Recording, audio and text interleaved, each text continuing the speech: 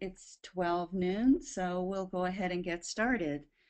Welcome everybody to Public Schools First North Carolina's webinar on K-12 testing in North Carolina. I'm Paige McCullough. I'm the Director of Outreach for Public Schools First North Carolina, and I'm joined by my colleague Carrie Harwood, who is the Executive Director of Public Schools First. Together we're going to facilitate this webinar. So before we get started, for those of you who may not be familiar with this organization, Public Schools First is a statewide nonprofit. We're focused solely on public education K-12 issues, and we spend a lot of our time trying to inform North Carolinians about critical issues that are impacting our schools, and of course they're coming hot and heavy during the legislative session. I highly recommend that you look at our weekly reports and our budget analysis, which you can find on our website. Today we are very fortunate to be having two great guests as resources to offer us information and perspectives on the testing program in North Carolina. Tammy Howard is the Director of Accountability Services for the North Carolina Department of Public Instruction, and Pam Grundy is the co-chair of Mecklenburg Acts and is a board member of Parents Across America. So we feel very fortunate to have two people who know a lot about these issues and are going to share that with us today. We have a couple of housekeeping details before we get started.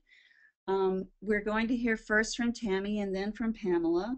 And as they are making their remarks, you can send any questions you have through the question box. Carrie will be monitoring these questions, and she can combine those that seem similar, and we will direct the questions to Tammy and Pamela as appropriate. I think we also may have some teachers on, and if there seem to be some questions that would be good to ask teachers to join in on, I will ask you to raise your hand, and then I can try to unmute you so that you can be a part of the conversation around that kind of question. If you are muted now, all of you attendees, so that we can keep the sound quality as good as possible. If you get disconnected, please try to log in again. We will record this and are recording it so that you can access it on our website, where you can also access our other webinars on charters, vouchers, and career status.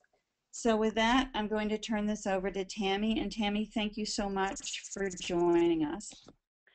You are very welcome, and thank you for this opportunity to share some information on the testing program in North Carolina.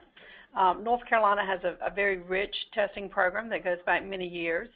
If we could progress to the next slide, please. We'll see that really the current testing program, which is referred to as the EOGs and the EOCs, it dates back to 1993. This is when North Carolina made a decision to develop its own assessments that were aligned to the content standards and not continue to have what we refer to in the industry as a shelf test. Prior to that time, North Carolina administered the California Achievement Test, which was purchased and then administered to the students across the state. And one of the main issues in assessment is alignment to the content standards. The content standards are what we expect students to know and be able to do. And once those content standards are adopted by the State Board of Education, then the next step is to administer assessments that will measure those standards. The California Achievement Test was determined to be about 60% aligned to the content standards, and by developing end of grade and end of course assessments in North Carolina, we were able to achieve greater alignment approaching 100%, if not 100%. On this slide, you can see just the history very briefly, starting with 1993 with the adoption of the assessments. And then over time, we started out with tests end of grade in 3 through 8 and some high school end of course assessments. Over time, eventually in the high schools, we had 10 end of course assessments.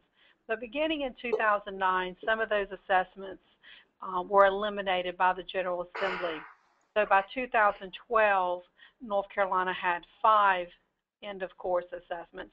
It now has 3 end of course assessments, and of course it continues to administer grades 3 through 8 reading and math, in science in grades 5 and 8, And the three end-of-course tests are Math 1, Biology, and English 2.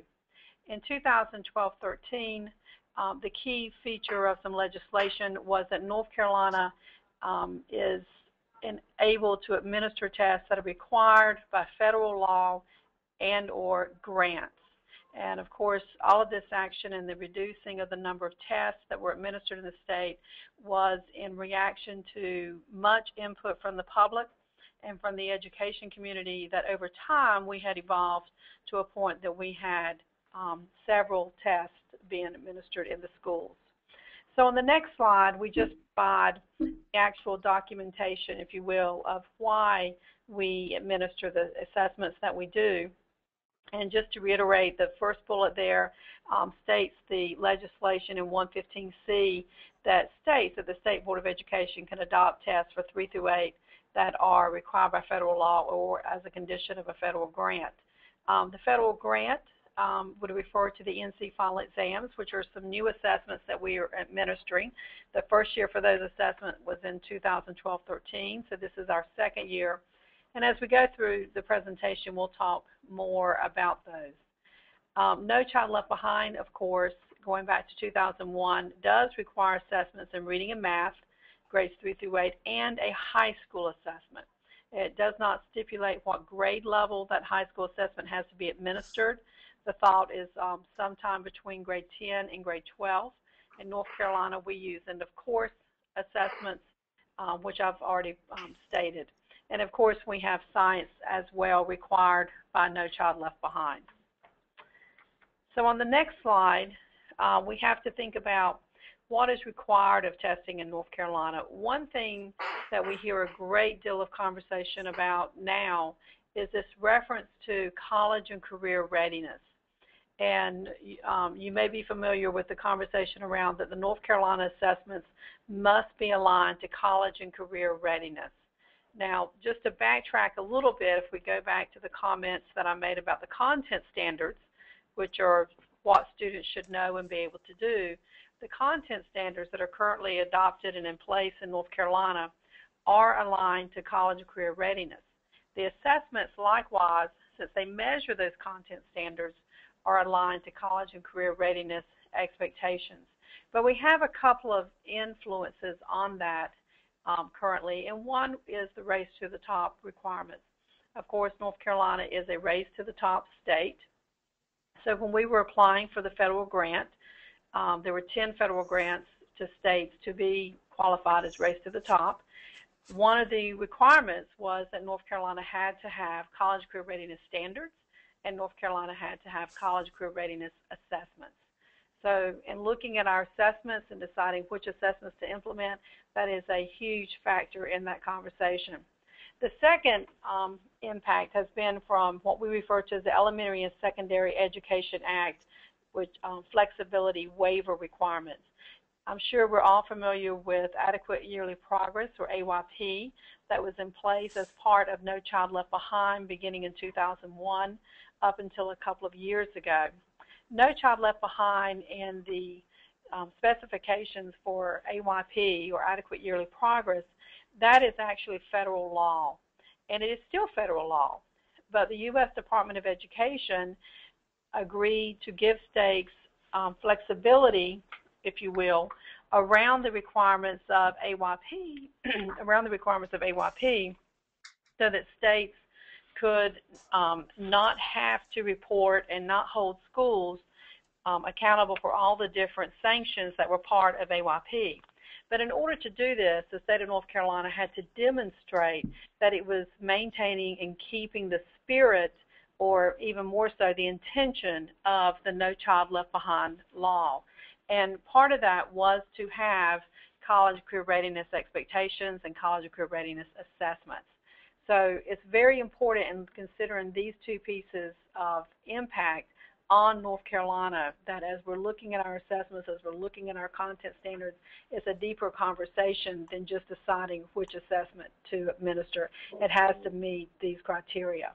Now, the State Board can elect to implement new assessments, and as you may be familiar, the State Board is in the process of convening an advisory group to look at assessment options for North Carolina going forward over the next couple of years. The intention is to keep the current assessments in place for this year and for next year, which would be 2014-15 and 2015-16, and that potentially we could have new assessments implemented in 2016-17. But however, in 2016-17, those assessments will have to meet those same criteria unless something changes around college and career readiness. So on the next slide, just to emphasize a little bit and ask the question, why do we test? Of course, we get asked this question many, many, many times, as I'm sure many of you do as well. And it is important to stop and think about why we test. In North Carolina, as I've already said, we've had a rich history of testing grades 3 through 8 in high school back to the early 1990s.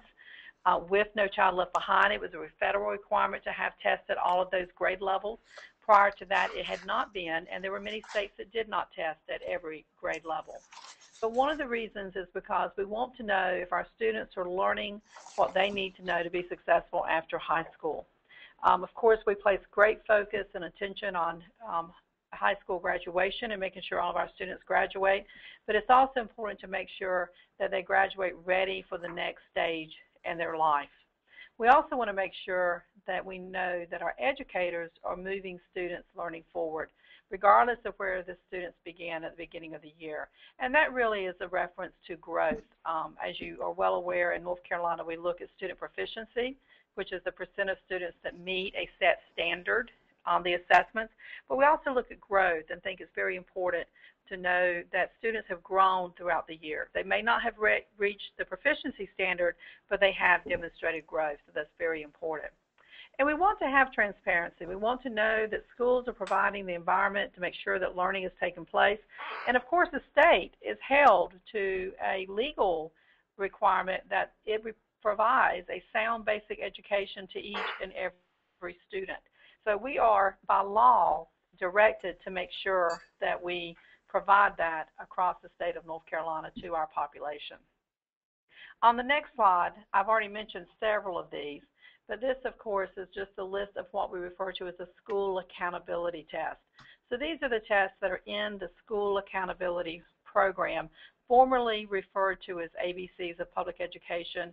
Currently, we are using the term the READY assessments or the READY accountability model. And of course, this is the end of grade, the end of course test. We have also added, as part of the new accountability model, the ACT, which is administered at grade 11 to all students that are in membership at grade 11 each year, and the WorkKeys assessment, which is administered at grade 12 to students who are career and technical education completers. And both of those instruments were added to better assess and have more information around how ready our students are for career and for college once they leave high school. On the next slide, we're discussing a little bit the NC final exams. I did mention that these, of course, this is the second year that we have NC final exams. They are directly related to requirements from Race to the Top and what we refer to as educator effectiveness, which is enabling us to provide data at the teacher level whether or not a teacher's students collectively have made growth during the school year. That was part of the expectations and requirements of Race to the Top, and it has also been part of the Elementary and Secondary Education Act flexibility waiver. So that has been the main driving force for having NC final exams. NC final exams are not included in school accountability. They are used for educator effectiveness, the standard 6 rating, which is growth. They also are used for students. They're required in high school, not in middle or elementary, to be at least 20% of the student's final grade for the courses. Now, one thing to remember is in grades 3 through 8, if I am a teacher and I teach reading and I teach science, then since I will have EOG reading test scores, my students do not have to take the science NC final exams. So in grades 3 through 8, the NC final exams are not required of all students. They're required of the students whenever those teachers only would have those test scores. So in that effort, we are trying to keep testing to a minimum as much as we possibly can. The next slide addresses quite clearly the importance of the focus being, of course, on the summative assessment, which is the end-of-year assessments, the end of grade and the end of course. But we feel very strongly, and we have tried very hard over the past 4 or 5 years to communicate that assessment really is more involved than just one test score on one day at the end of the year. Assessment, which is the better term to use, really begins in the classroom as an everyday event with teachers and their students as the teachers assess their students in a variety of ways, not just a multiple choice assessment item. It could be a project, it could be an oral exchange between the teacher and the student, it could be reviewing some of the student's writings or some of the student's work that the student has created to get a sense of how the student is progressing on the content standards. The interim tools typically are more district benchmarks or interim assessments that are administered throughout the year, and that's just to kind of get a check on the student's progress so that there are no surprises at the end of the year, and also so that we have an opportunity to assist those students with their needs prior to getting to the end of the year for the summative assessment. It's very important to note that the formative processes and the interim tools, both of those are handled at the local district level. The state does provide some resources for those, but the state does not dictate how that is done, and the state does not require that districts do the formative or the interim assessments. On the next slide, just to briefly say a few words about college career readiness. This is important to note. We have raised expectations in North Carolina with the new assessments and the new content standards that were implemented in 2012-13. In the past, we focused on grade level proficiency. We are now recognizing grade level proficiency, of course, and continuing with that, but we're also addressing career and college readiness. And in addition to it being part of Race to the Top and part of the Elementary Secondary Education Act, it is also supportive of our intention to make sure that as students progress through their K-12 education and they leave to go out into the world and be successful, that they have everything that they need to do that. So that is one of the reasons why we have such a focus on college and career. The next two slides I will not go through. I'll turn it back over to Paige, but I did provide these just as a resource. These are several different links that we have to some of the reports that we have and some of the data that is available that I thought would be useful to have. And of course, at the department, we are interested in making sure we provide resources and fulfill the needs of the public. So if you ever have any questions or comments, we are here, and we're more than willing to be a help in any way that we can. So thank you for giving me these few moments just to share this information. Thank you, Tammy. And just as a reminder to everyone, the webinar recording and the slides will be up and available at Public Schools First website. So you can go back and look for these, the different links that Tammy has just provided. So now we'll hear from Pam Grundy and get her perspective on her work around this testing issue. So Pamela. Okay, and as you can see from the title of my talk, this is about the problems with particularly high stakes testing. If you could give me the next slide, Paige.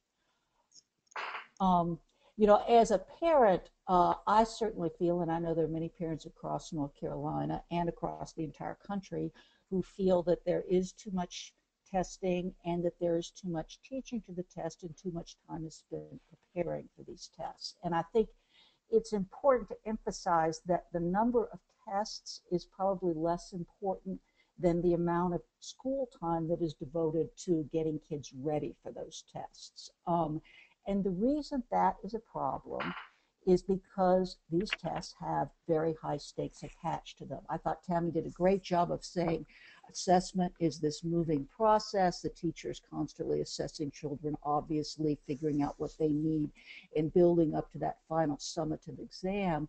But it's the summative exams that have real consequences, and therefore they take on, instead of just being the exam you take on at the end of the year, it becomes of outsized importance, and a huge amount of time, depending on the school, is spent getting kids to where they can pass those tests. And this is because these tests have significant consequences. Some of them have very high stakes for students as to whether passing the test is required to be promoted. That's currently the case with Read to Achieve. In some states, it's actually much worse. There's a lot of other tests that keep kids from being promoted. Fortunately, in North Carolina, that's limited. There are high stakes for teachers having to do with their evaluations, as Tammy pointed out, and eventually it would appear, if we ever get to this paper, performance that people are talking about, also their pay. So how the children score on that end of exam matters a great deal to that teacher. And then there are high stakes for schools. The ones that are most significant right now are those A to F grades that the state legislature has put in place, because it will label a school basically as a good school or a bad school, I think very unfairly, but people, and I'm sure you teachers know, there's a huge amount of concern about getting those test scores up so that that school grade will be as high as possible. So it's these high stakes that cause the problems. If I could get the next slide. Okay, and these, as a parent, if you're trying to figure out what do I do about this, how do I try to act to make my child's experience a better experience, everybody's children are having a better experience with particularly less test prep. And the thing that you have to do is figure out where these consequences are coming from and work in that way. And I do want to say, none of this is the fault of the Department of Public Instruction. They do what they're told to do by elected leaders. And sometimes elected leaders like to try to blame the Department of Public Instruction for the testing problems, but they are the ones who are responsible, and different leaders are responsible for different problems. The federal government, and this is in this first case, particularly the Obama administration, and I will also emphasize this is a bipartisan problem. I would say neither political party is more responsible for this than the other. The test scores used in teacher and also administrator evaluations, as Tammy noted, those come from the Race to the Top grant. That's a requirement that was put in place by Arne Duncan, Barack Obama's Secretary of Education. So that particular set of high consequences is a federal consequence.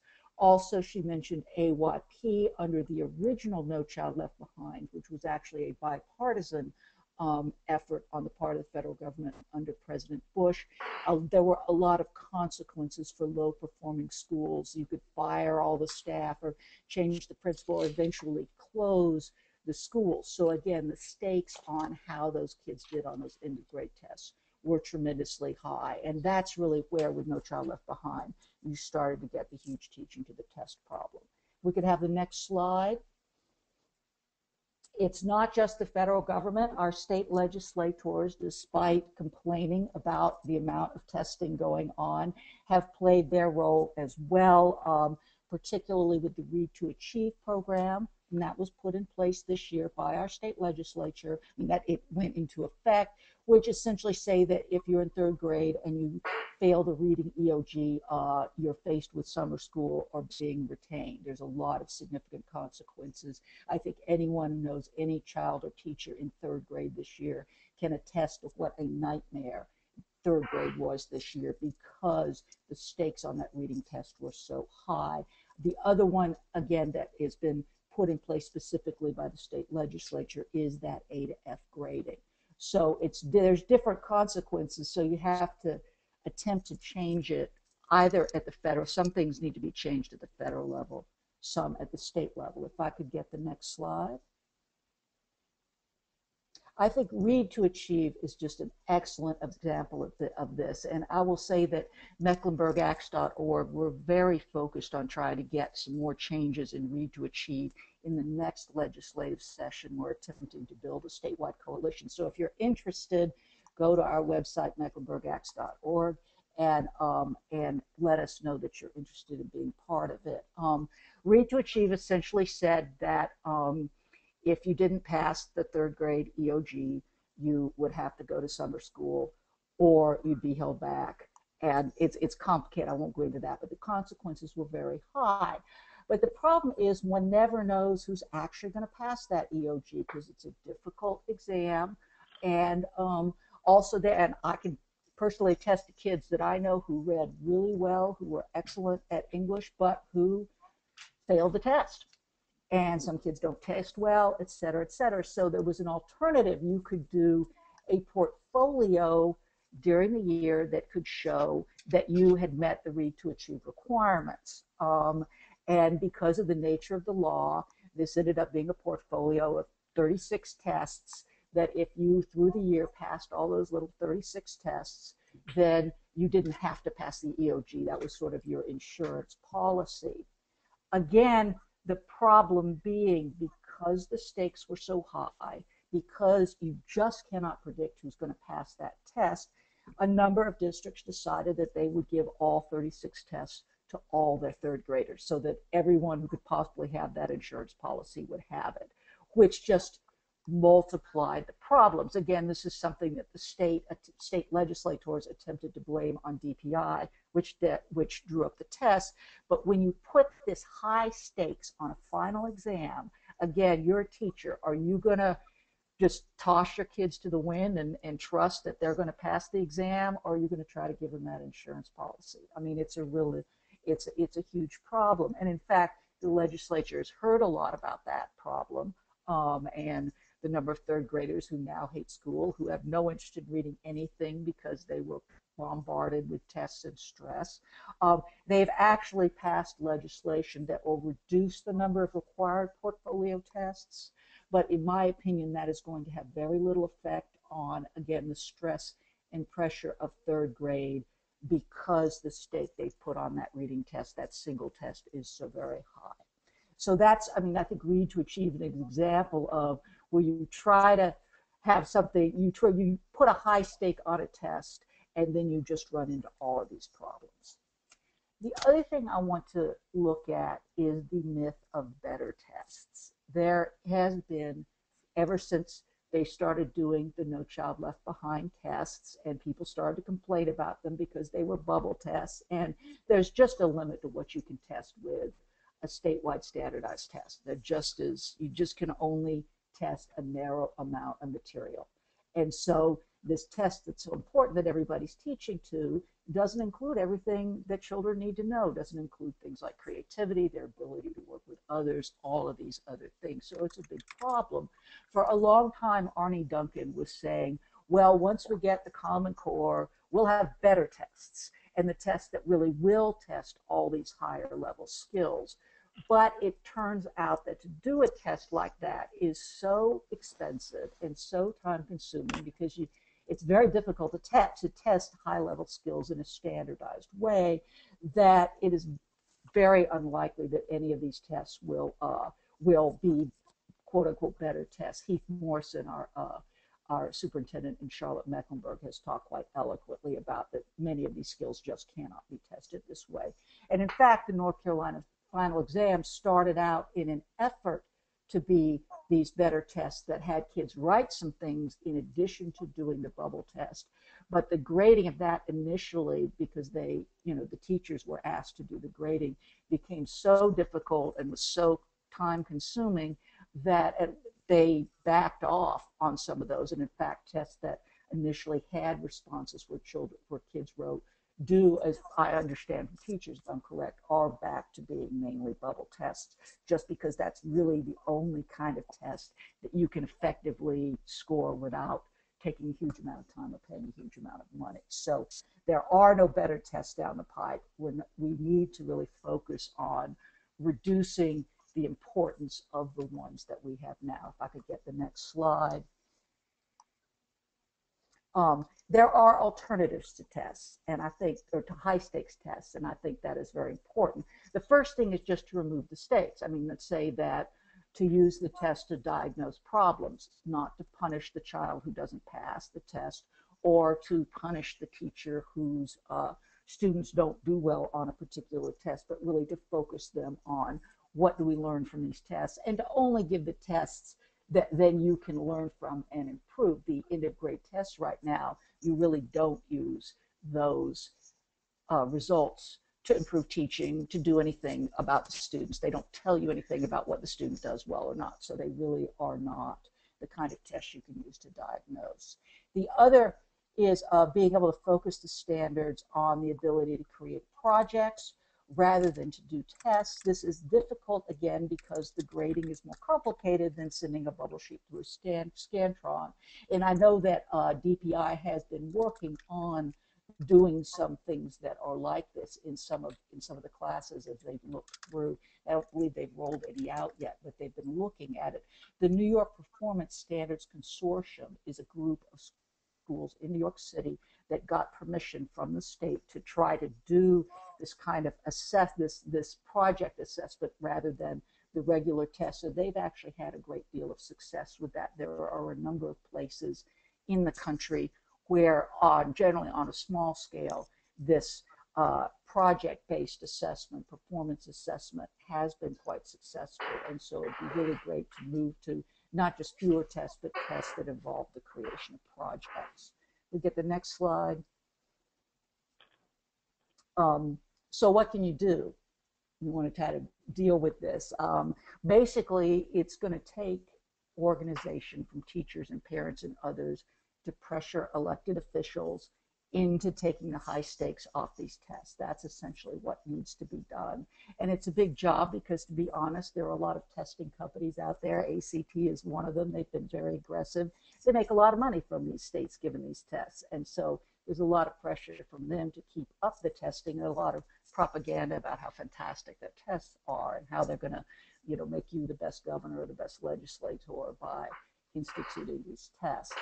But what you need to do, the first thing you need to do is monitor the tests that are given in your schools and investigate the sources and purpose. Know what the tests are, who's behind each test, and what it's used for.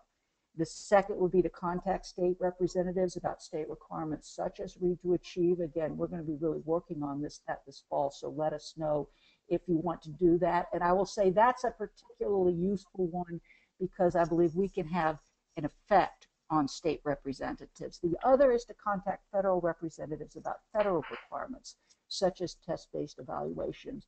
But I will say from many years of experience, it's incredibly hard to influence federal education policy. We need to be working at it, but you're more likely to have more direct results at the state level. And so that's where we're concentrating our efforts right now. Next slide. I know we're running through. I don't want to take too much time. Another one is refusing tests. That's gotten a lot of publicity around the country, essentially to protest or to remove oneself by choosing to have your child not take the test. My family actually did this year. My 7th grader did not take the EOGs this year. There are some states that let you officially opt out of the test. North Carolina does not let you do that. So you essentially have to say, my child will not pick up the pencil and fill in the bubbles. And there are a variety of consequences for that because there's not an opt-out, so that's something that does require a lot of research. We had a number of families across the state do that this year without significant consequences, but it's an important issue. We also have a section on our website about that if you're interested in more. And I believe that my last slide is just references. Yes. So here are some resources for opting out alternatives, some general research on testing, and on Read to Achieve. So thank you. Thank you, Pamela. Again, this is Paige, and I'll just remind you that all of these resources are going to be on the Public Schools First website, so you can go back through and find these if you're interested in learning more about these important issues. And before we go any further, I'll just say that from our point of view at Public Schools First, we also do urge you to learn about the issues and let the officials know where you stand on these things, both at the state level and the local level. And be sure to talk with your friends and neighbors about these issues. You should never assume that people are actually as informed as you are at this moment. You're the smartest people in North Carolina now about this issue, and so share what you've learned with your friends and your coworkers and your neighbors, and see what they feel about it and whether they're interested in trying to do anything about it. So now we're going to open it up for questions, and Carrie has been monitoring those. And I'll put up a resources page while we're doing that part. So Carrie, do we have questions? We do have a few questions, and people should feel free to type in more questions as they occur to you. But we have one question here from Anna. What evidence exists to support the validity of EOG and EOC assessments for the purposes of individual student assessment as opposed to grade or school or district accountability? Okay, well, this is Tammy, and I'll respond to that. The EOGs and EOCs do have validity evidence. Validity evidence is that the test measures what we report that it does measure. So to determine that a test is valid, then the items on that test are reviewed against the content standards to make sure that if we're trying to determine if a student knows 2 times 2 because it's in a content standard to do 1-digit multiplication, for example, that the test items actually measure that content. So in the development process, we have many individuals that participate in that process, including many teachers, including other content experts, including experts in students with disabilities, students with limited English proficiency knowledge, as well as, of course, editors and grammarians. And the last step, actually, in the test development process is what we call an independent expert content review, which is someone who is not affiliated with the public schools. And typically, this is someone who is associated with the university system that goes through all the items and, again, is looking to make sure those items actually measure the content standards. We don't stop there. We also have an external validity study for alignment after all of the assessments are administered, and we are getting ready to do that in the next few weeks. So we will have some that additional information. But I think the question is also asking, the EOGs and EOCs and the validity for a student as compared, I think I heard in this question, other pieces of information around that student. And I think that's an excellent point. A test score, particularly a summative test score, is one test on one day. It is not, while it does give a measure of the content standards that were delivered over the year, it is not the only piece of information that should be used in determining the next steps for that student or what is best for that student. But our job is to make sure that that score is a valid score, and we go through all of those steps to make sure that it is. Good. Somewhat related, another question. When the tests are aligned with the curriculum, shouldn't we be teaching the material that's on the test? What is the other option, not to teach the standards? Well, actually, that's an excellent question, and it draws out what we say often. The adage of teaching to the test is a horrible, terrible thing. Well, that would be true if the tests were divorced from the content standards. But the content standards are what has been adopted by the State Board of Education that students should know and be able to do. The test measures that. So in one sense, yes, teaching the test is exactly what we want because we want the students to be taught the content standards.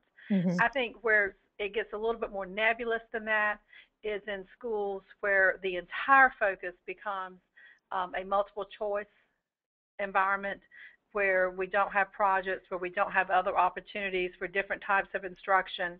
I think that's where it gets a little bit more nebulous in the school environment. But yes, we do want to teach the content standards, and that in default is the test. But how one goes about doing that throughout the course of a year does not have to be in a multiple choice format. Now, of course, you want students familiar with that format, but their learning should not be restricted to that. Mm-hmm. Well, and I think this is a real example of, again, where you say that's not what's supposed to happen, but it really does, and it does because the stakes are so high that people, many schools, and I've been in schools like that, who just don't feel like they can do anything but prepare the children for that test, particularly if they're not sure the children are going to do well, because that's how the school, that's how the teacher is judged. And so, I mean, again, this is where the tests are not just giving you information, but there's a stake on it that really enhances the focus. The other challenge, I think, is the tests are about content standards, but they do not do as good a job at testing high-level skills. They just don't. And so what you could end up is a focus mainly on content and not on, again, cooperation, creativity, ability to come up with something new from some pieces of information, and that kind of thing. Again, because the standards are so high, that's why there ends up being more focus than there should be on this particular test. Again, not the fault of DPI, but just, I think, a fact. Ooh, This is Pam. I'm Paige. I want to be mindful of the time, but we do have quite a few more we questions. do. So, We do. yeah, so let's get at it, Carrie. Okay. See, Do we go till 12:45? Is that correct? we're trying to end Okay. at 12:45. Okay. Maybe so we have I'm about happy to 5 go more longer minutes. if you guys want to go longer. I talk about this all Well, day. it's also an issue of people's time and tolerance for being on webinars for an hour at a time. Sometimes Well, it's an here's issue. another DPI question. Does DPI have any plans to engage in dialogue with advocacy groups or parents so that misinformation regarding the use of data to inform instruction isn't perpetuated? I think absolutely our state superintendent has advisory groups for parents as well as for teachers and for principals. And we do try to engage as often as we can in opportunities such as this to get as much information out to the public as we can. So here's one that kind of goes along with that, Pam. It says, it looks like the General Assembly will pass a bill to establish a North Carolina Standards Commission. What is the most important thing that citizens and parents can do to make sure the committee has experts in English language arts and math instruction? Is this a concern for you?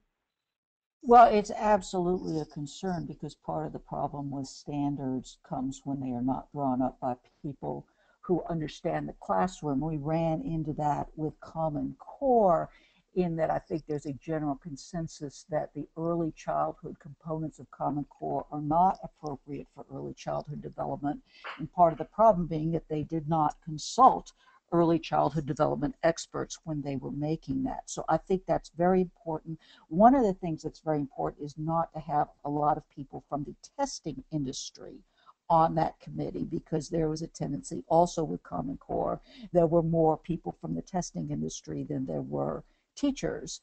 And so what you get are standards designed to be tested. And I think what we want, if they're going to change Common Core, and I will say that I'm neutral on whether this should be Common Core or not. I'm not advocating against Common Core, but these were definite problems. And so I think it's important that it not be dominated by people from the testing industry, that it include teachers and experts in the different levels of development, and that there be a focus on developing standards that could be assessed through something like performance projects. I mean, if you design the standards right, it's easier to assess them through something like a performance project. So that's sort of my thought. And how you influence the people who are going to pick those folks. Be loud, talk to your people, find friends who know influential people, and just really count them for it. I'd like to combine two questions. One is I'm a teacher running for school board in my county. What can local boards of education do to respond to the destructive nature of testing in our schools? And somewhat related, a question to both speakers, what would be best practices for student assessment in North Carolina? Well, I would say one of the things we have tried to do related to school board that's been effective around the country, or in Texas, for example, a couple of years ago, school boards, almost all the school boards across Texas, passed resolutions calling on the state to do less testing. Of course, Texas is where all this testing started. And that had a definite effect. I mean, school boards, there's a limited amount you can do on the ground, except to not have too many of your, of your own additional tests, and not push people too hard on, you've got to get the test scores up to where you'll get a B and not a C. But also, I think if school boards will stand up and say, this is not good for children, we see it happening, I think that can have a definite effect. And what would be best practices for student assessment? Surely something school boards have to think about. I think that it's helpful for school boards and for parents across the state to get a full picture of all of the assessments and the role of those assessments in schools. Not all the assessments are summative assessments. Not all are required by the State Board of Education. And, in any context, any assessment, the question should always be asked, what is the purpose of having the assessment, and how is the assessment going to be used? And really getting a handle on what the overall vision for assessment is. I think that's a very beneficial discussion to have. And often you'll find in school systems, nobody knows how many 7th grade assessments are being given, where, there's not a centralized information about that. So just obtaining that information can be very valuable. Mm-hmm. Does anyone then know how much is spent in dollars on high stakes testing in our state? Is that something we have a figure for? Well, I know that for the assessment program, this would be 3 through 8, reading and math and the science, and of course the high school assessments. Our assessment budget is around $16 million.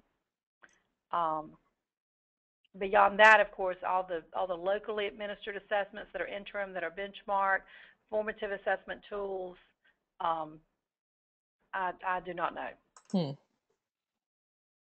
Probably be hard to quantify. And Tammy, is that 16 million? Is that an annual figure? Is that how much, or is there development money in that as well? That is an annual figure. We typically have ongoing development, because even once we implement assessments like we did last year, we of course are always field testing new items to repopulate the pool and to change out items. So it's an ongoing cost. And of course, there's the logistics and operations of an assessment program as well, the printing, the online delivery, the training. Yes. If I can squeeze in another question, Paige. This one's about K2. What empirical research supports that it is developmentally appropriate to assess K2, especially kindergartners? My understanding is there really isn't any, Tammy. You might have a different thing, but my understanding from having done a lot of reading with this, that you really don't start. One of the reasons that testing started in 3rd grade initially was that it's really not till then that things settle down enough with all kids that you can really start to get, what seem to be reasonable standardized test scores. Right. When North Carolina administered the California Achievement Test, it was administered to students in K1 and 2. Those students, it was observed that they were distracted and really didn't focus. The conclusion, and I think the research supports this, is that multiple choice assessments in a standardized setting, where you sit down like you do for grade 3, is not appropriate. So in fact, there's a state statute that we cannot have end of grade standardized assessments for K2. That's why the assessments that are at K2 are more either one-on-one administered, or they're a different approach where they're more open-ended items, but they're not that strictly standardized multiple choice environment. So as a follow-up, I have another question here. So why is a 1st grade teacher spending up to 6 weeks doing DIBELS and TRC testing for K2 students? Right. Well, those are administered now, I'm not an expert in that, so I should precede my remarks with that. I'm not an expert in that area, and that is not administered in the Accountability Services Office. So I have limited knowledge, but my understanding is those are one-on-one administered assessments. They're not sitting down for 3 hours. It's very different type of assessment, and it's really more of immediate feedback on how that child is doing, that is then used for diagnostic purposes to change instruction moving forward. So I would not see those as a summative assessment like the end of grade. Well, But I will again, I am not an expert in that area. So let me just say quickly about that. I mean, one of the problems with having to do one-on-one, if there's a lot required, is it takes a huge amount of teachers' time and the other kids are not learning. They attempted here in Charlotte-Mecklenburg a few years ago to do summative assessments for K2 that were these one-on-one, and I will say it was an absolute nightmare at elementary schools across, because it just took too much time away from instruction for the entire elementary school. So it was a complete disaster. we do This have is a local program. a comment, a relevant comment from a participant who says early literacy and mathematics assessments, for example, the Dibbles and Ames Web, have an extensive empirical support base with regard to both reliability and validity. That is one person's comment. Okay. Do we have any other questions? More comments, but I think that's it for Okay. Let's hear questions. some comments. Can we hear a few comments? Well, they were sort of written in response to things as they were being said, so they may not. Here's one. Okay. A teacher taking 6 weeks to do those, and I'm not sure exactly what she's referring to, is not fluent with the test. It shouldn't take nearly that long. The school needs to look at solving that problem. And yes, one-on-one, they can take up to 2 hours per student, hence the crucial importance of a teaching assistant in that case. The math assessments at the end of the year are DPI assessments and are 17 pages long for a 6-year-old, says one participant. So that's a good survey of the final comments. Can you verify that, Tammy? you know, those assessments are not in my office. I'll be glad to check into that and then pass the information back to you. Okay. Thank you. You're welcome. Because, of course, the problem being, again, with the race to the top and the need to assess growth for every teacher, it essentially means you have to do some kind of significant assessment at K through 2, whether or not it's valid or useful. I mean, again, that's the problem with these elected officials just coming in and saying, well, you have to do it this way, when it really does not correspond to, and everybody's got to be the same, when it just simply doesn't correspond to the realities of the classroom or of how children learn or what it's important for children to learn. There was one last question, Paige, and a couple people are looking for more clarification on that $16 million assessment budget. Does that include K2 assessments, or maybe just reiterate what it does include, Tammy? That includes 3 through 8, reading and math, and the high school assessments. It does not include K2. K2 assessments are not part of accountability services, which is our division. K2 is through another division in the agency, so it's in another budget stream. So that those costs do not include anything that is administered at K2. Okay. And I guess that wouldn't include anything that the local districts spend as well. Is that right, Tammy? Absolutely, Pam. It does not include any type of formative that the locals are administering, or the interim benchmarks as well. And then I see one final comment. I think, however, one-on-one assessments are essential for instructional decisions. So that was referring to the time we were talking about the amount of resources that are really needed for that kind of activity. And of course, we're pretty stressed about resources right now. I think that, and we've also gone over our time fairly considerably at this point.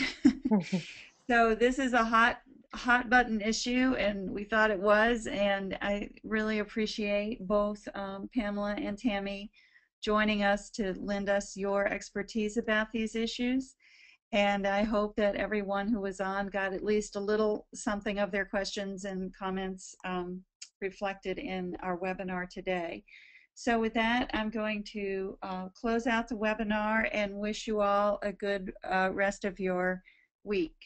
So Thanks so much, Paige. for joining us. Thank Bye-bye. you. Thank you. Bye-bye. Bye-bye. Bye.